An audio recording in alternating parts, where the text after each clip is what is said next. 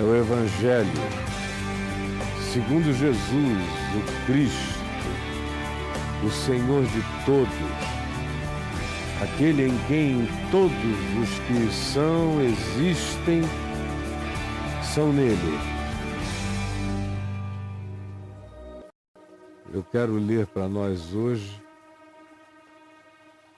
na carta do apóstolo Paulo aos Filipenses, como eu fiz ontem, eu quero continuar do verso 17 em diante. Filipenses, capítulo 3, do verso 17 em diante. Paulo, no contexto que eu descrevi ontem, por isso era bom você ouvir o que eu disse ontem, para eu não repetir o contexto. Mas ele prossegue e diz: irmãos, porque é para cristãos que ele está escrevendo. Então, não é uma carta para publicar no jornal de Filipos. É uma carta para ser lida no ambiente minimalista, íntimo, para dentro, para quem cria, para quem aceitava, para quem acolhia, para quem erguia a vida a partir do pressuposto do Evangelho de Jesus. Ou supostamente assim confessavam que o fosse. Então, para esses, e a esses, numa comunidade de fé, Paulo chama de irmãos. Irmãos da mesma confissão, da mesma consciência e da mesma decisão de viver o mesmo modo de vida. Irmãos, sede imitadores meus. Sede imitadores meus. Irmãos, sede imitadores meus. Não tinha o Evangelho de Marcos, nem o de Mateus, nem o de Lucas, nem o de João. Não havia nenhuma coletânea de cartas de Paulo, não havia nada disso. Só havia gente vivendo o Evangelho, não tinham os textos que hoje a gente considera parte da Bíblia aqui, como primeira carta aos Tessalonicenses, eram realidades que não circulavam por aí como se fosse um texto sagrado. Paulo tinha que chegar nos mesmos lugares e dizer as mesmas coisas. Ele era o Novo Testamento. Ele era o Evangelho. Como ele mesmo diz, ele era, juntamente com todos os que creem, cartas vivas, cartas vivas. Ou a pessoa aprendia o Evangelho olhando para ele, ou a pessoa aprendia o Evangelho vendo como ele agia, como ele tratava, como ele consertava as coisas, como ele voltava atrás, como ele se arrependia, como ele esquecia das coisas que para trás ficavam, limpava tudo e seguia adiante, todo dia buscando melhorar. Ele não era um evangelho fixo, ele era um evangelho em movimento, um evangelho crescendo, um evangelho amadurecendo na prática da palavra de Cristo, na obediência cotidiana, no aprendizado das novas tribulações, das novas tentações, das novas perseguições e das novas sutilezas de pecado dentro de nós, das autovitimizações, das peninhas eventuais de nós mesmos, ou da fé que, se não fizesse manifestar pelo amor, se transforma facilmente em arrogância. Uma fé que não viaja pelo amor se transforma em arrogância. Paulo continuou a lidar com tudo isso, como eu, como você, como todo mundo. Como Jesus, que Foi tentado em todas as coisas à nossa semelhança, mas sem pecado. Mas viveu tudo, provou de tudo. Humanamente amadureceu em tudo. Aprendeu, como diz o escritor de Hebreus, sem nenhum pudor, aprendeu, Jesus aprendeu a obediência pelas coisas que sofreu. Jesus aprendeu a obediência pelas coisas que sofreu. É processo cognitivo, de amadurecimento, de aprofundamento. Aí você pergunta, mas Jesus não era Deus? Isso é um problema de Deus em Cristo. Eu não tenho nada a ver com isso. Eu só sei que Jesus, Cristo Jesus, homem, Jesus, filho de José e de Maria, aprendeu obediência pelas coisas que sofreu, pelo que viveu, pelo que experimentou. Então Paulo diz, meus irmãos, não tem Bíblia, não tem cartilha, nem apostila. O Evangelho só dá para vocês saberem se ele é verdade ou ele não é verdade, se ele for vivido, praticado. E hoje, no tempo no qual superabundam textos e textos e textos e textos da Bíblia, no papel e na forma digital, em qualquer outra forma, ele continua dizendo a mesma coisa. E nós todos que aprendemos o Evangelho em Cristo e que olhamos para Jesus como nossa chave de compreensão, chave que abre todo o entendimento, dizemos a mesma coisa, que o Evangelho continua a só ser passível de verificação na prática e na obediência pelo fruto de vida que ele produza. Não é por exegese de texto, discussão doutrinária, tudo isso é para quem não quer viver. Mas o Evangelho, para ser vivido, é simples. Qualquer um entende, é amor, é misericórdia, é fidelidade, é inclusividade, é perdão, é prática da vida simples e justa, é longanimidade, é paciência, é a capacidade de se autocontrolar e não se entregar aos impulsos da raiva, da ira, do ódio, de nenhuma natureza.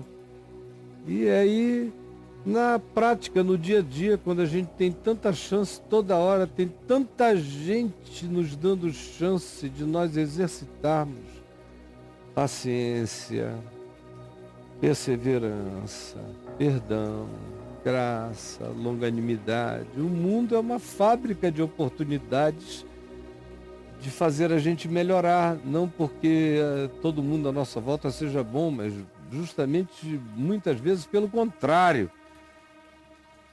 É que temos a oportunidade diária de nos superarmos, de superarmos o bicho, a besta, o animal, a fera, o ente com poder de simplesmente não gostar por não gostar. A gente tem todo dia a chance de vencer esse bicho que habita a gente, com formas variadas, mas a gente tem a chance. E cada um é mais provocado por uma, duas ou algumas coisas do que os outros, mas cada um vive o molestamento da sua própria carne,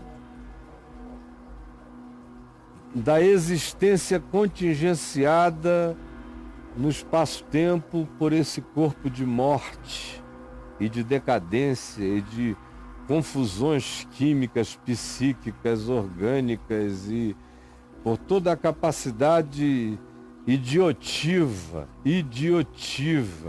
que eu tenho de me deixar idiotizar pelo fluxo da maioria, sem que eu jamais tenha qualquer disposição de, contra a estupidez terráquea e humana, viver uma vida de sabedoria segundo Cristo, segundo Jesus, segundo o Evangelho.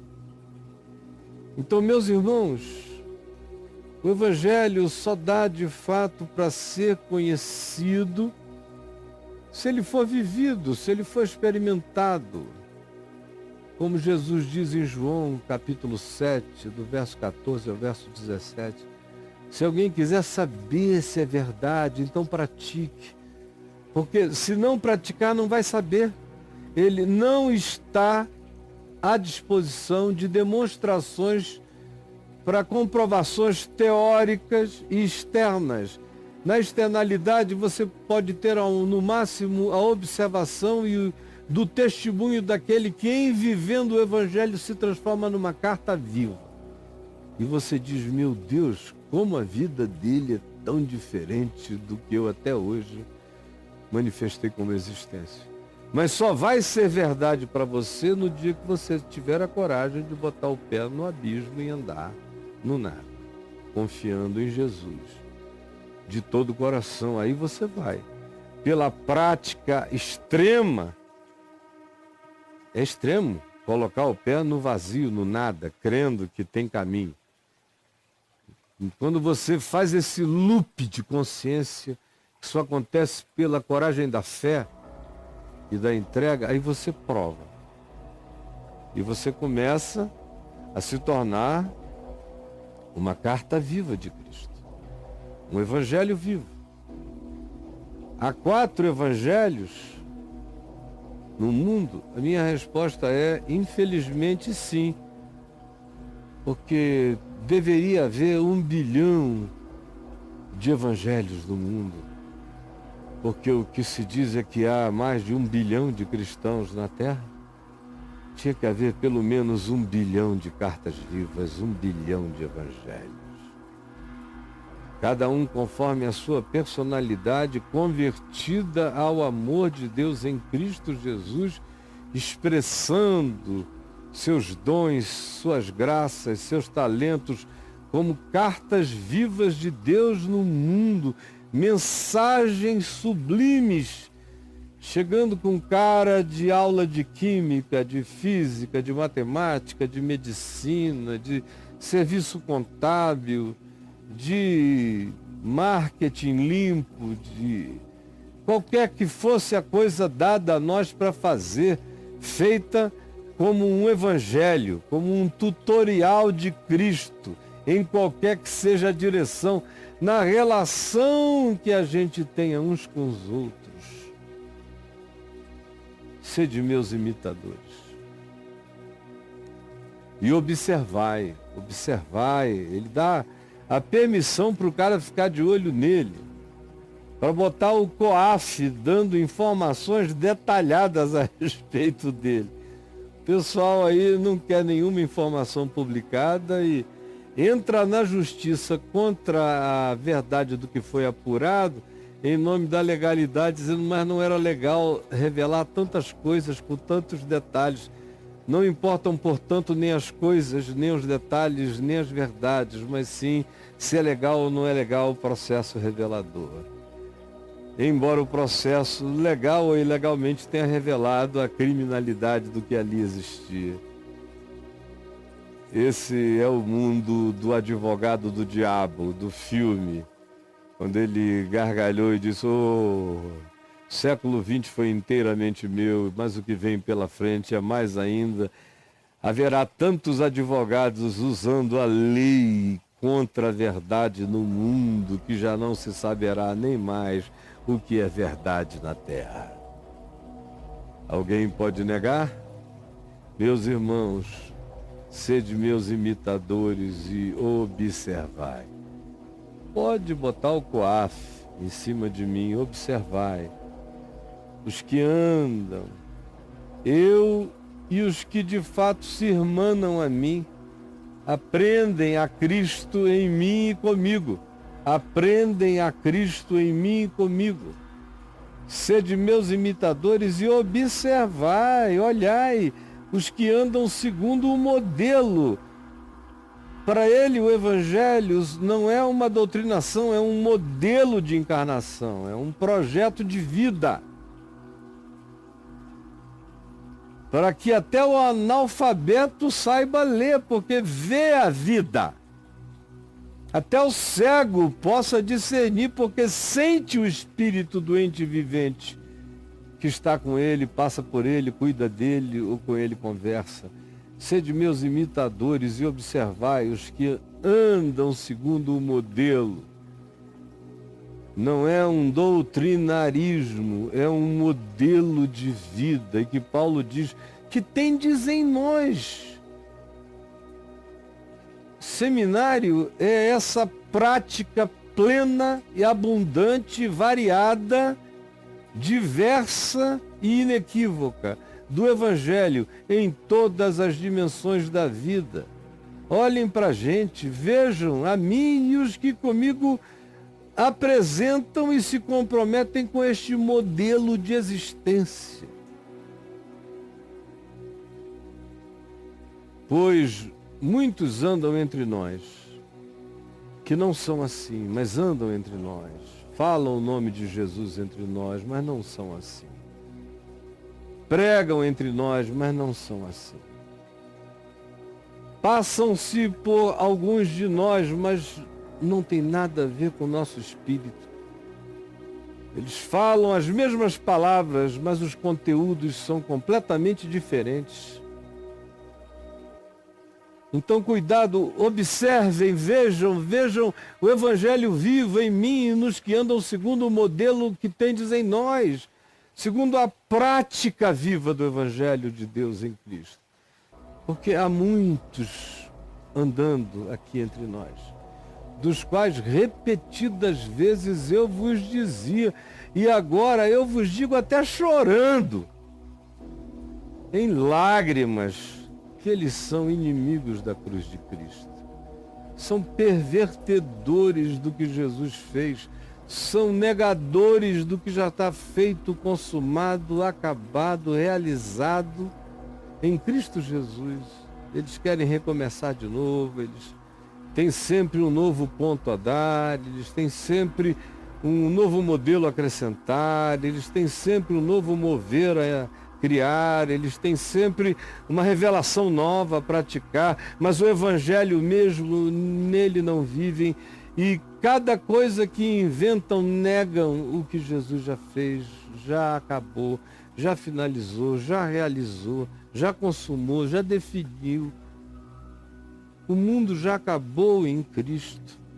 E pela fé eu já posso viver a cidadania da Nova Jerusalém sem nenhuma condenação, vivendo, absorvendo para encarnar e frutificar Cristo Jesus no mundo, Cristo Jesus no planeta. Contra uma vida que não precisa ser contrária, mas a sua mera existência acontece contra esses que são inimigos da cruz de Cristo. Esses que pervertem a essência do Evangelho, os grandes estelionatários da história humana, pegando o que de mais sublime já nos visitou, transformando em outra coisa, atribuindo a Jesus um outro conteúdo, outra atitude, outra mente, pervertendo o significado do tesouro do Evangelho de Deus em Cristo Jesus. E para Paulo, ele disse, isso era tão sério para ele, que ele diz, o destino deles, desse pessoal que anda aqui no nosso meio, e é igreja, mas não é de Cristo, o destino deles é pior do que o das meretrizes e das prostitutas e dos pecadores. Como Jesus disse a gente desse tipo, meretrizes e pecadores vos precedem diante de Deus, porque o destino de muitos desses é a perdição, Paulo diz. O destino deles é a perdição. Esse pessoal vai cair em extinção, vai ser sugado para o nada. Porque o Deus deles é o ventre, eles vivem para autossatisfação, para autoglorificação, para o narcisismo deles, para o ego deles. Isso é ter o ventre como Deus, é o ciclo de retroalimentação contínua. Eles vivem para o processo de si mesmos, por si mesmos, para si mesmos. Esse é o narcisismo, essa é a egolatria, essa é a perdição. Quem só enxerga a si mesmo e não tem no próximo nenhum horizonte, caiu em perdição. Ao morrer, desaparecerá. Só tem futuro quem tem próximo em amor na sua vida. O destino deles é a perdição, o Deus deles é o ventre, e a glória deles está na sua infâmia. Eles se gloriam nas suas mentiras, nas suas bravatas, nas suas brigas, nas suas provocações, nas suas encrencas. Eles se gloriam das loucuras que promovem, das guerras que patrocinam, das invenções que eles mesmos inventam. A glória deles é essa infâmia. São seres infames. E eles são assim por causa da filosofia deles. A saber, visto que só se ocupam e preocupam com coisas terrenas. Tudo que eles querem é poder terreno, é fama terrena, é dinheiro na terra, é importância humana, é a capacidade de dizer que eles têm uma multidão na mão, é tudo que eles querem. E ai deles, o destino deles é a perdição, o Deus deles é a autossatisfação, e a glória deles é inventar calúnias, infâmias ou conflitos, porque tudo que eles querem é que não importa quais sejam os meios, eles querem atingir seus fins perversos, porque só se preocupam com conquistas malignas e perversas dessa existência, dessas coisas chamadas terrenas.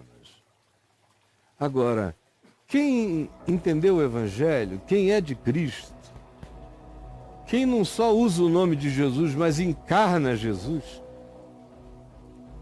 que nem precisa falar de Jesus, porque quem olha e vê Jesus na pessoa, esses são assim porque eles vivem diferente, eles têm outra ambição, eles se remuneram com outros tesouros, eles têm outras categorias, eles têm um modelo, e o modelo é Cristo Jesus, o modelo é celestial. Esses que encarnam o Evangelho, a quem Paulo diz, imitem e observem, vejam, evangelhos vivos na terra, eles são assim, pois, à semelhança de mim, eles podem dizer, a nossa pátria está nos céus. Nós somos só peregrinos e forasteiros, nós não temos herança, reinos, impérios, nada neste mundo, a gente está de passagem, viemos sem nada, não levaremos nada, exceto aquilo que como amor se construir nos nossos corações. Assim, a diferença se estabelece porque uns ambicionam poderes terrenos, outros desejam apenas atravessar e chegar na pátria celestial. Pois a nossa pátria está nos céus. Céus, todas as dimensões, todas as camadas a serem conhecidas e visitadas, de onde também aguardamos o Salvador, porque se este planeta chamado Terra tem esperança, é apenas se o Salvador vier. Por isso, aqui na Terra, nossa única esperança não está em nada além de propor que o Evangelho seja um modo de vida entre todos nós, enquanto nós esperamos que o Salvador, que já nos foi designado, a saber, Cristo Jesus, o nosso Senhor, se manifeste na sua vinda, na sua parousia, na sua manifestação, o qual, em vindo, transformará o meu corpo de humilhação, esse corpo de hormônios em contradição, de desejos de fraqueza, de depressão, de submissão ao pânico, de morte, de enrugamento, de deterioração. Ele, enfim, quando vier, transformará o nosso corpo de humilhação para ser igual ao corpo dele na ressurreição, ao corpo da sua glória. Eu tenho todas as razões do mundo para dizer que eu sou um Cristo, eu já sou um Cristo em Cristo. Por isso Paulo tinha tanta certeza disso que ele diz: eu já estou até assentado nos lugares celestiais em Cristo Jesus. Eu ainda vivo dessa esperança, mas eu sei que ela é certa. Ele transformará o nosso corpo de humilhação para ser igual ao corpo da ressurreição, segundo a eficácia do poder. Há uma eficácia de poder em tudo que o Evangelho traz. Há algo a ser ativado, crido, provado, aberto para ser experimentado profundamente em nós, segundo a eficácia do poder que ele tem de até subordinar a si mesmo todas as coisas. Não há nada, por mais poderoso ou poderosa que seja, que tenha o poder de ficar em pé se Jesus olhar. Toda a boca confessará, todo joelho se dobrará. Porque ele tem o poder de até mesmo subordinar a si próprio todas as coisas existentes. Se Deus é por mim, quem será contra mim? Portanto, meus irmãos, por causa disso, sabendo de tudo isto, meus amigos, meus irmãos queridos, ativem-se. Amados, muito saudosos, Paulo gostava deles. Minha alegria, vocês também são minha coroa. Se vocês não se deixarem estragar por esses que andam no meio de vocês, relativizando o Evangelho e a cruz de Cristo, se vocês não se deixarem entregar e nem estragar, vocês serão sempre minha coroa no Evangelho. Sim, amados.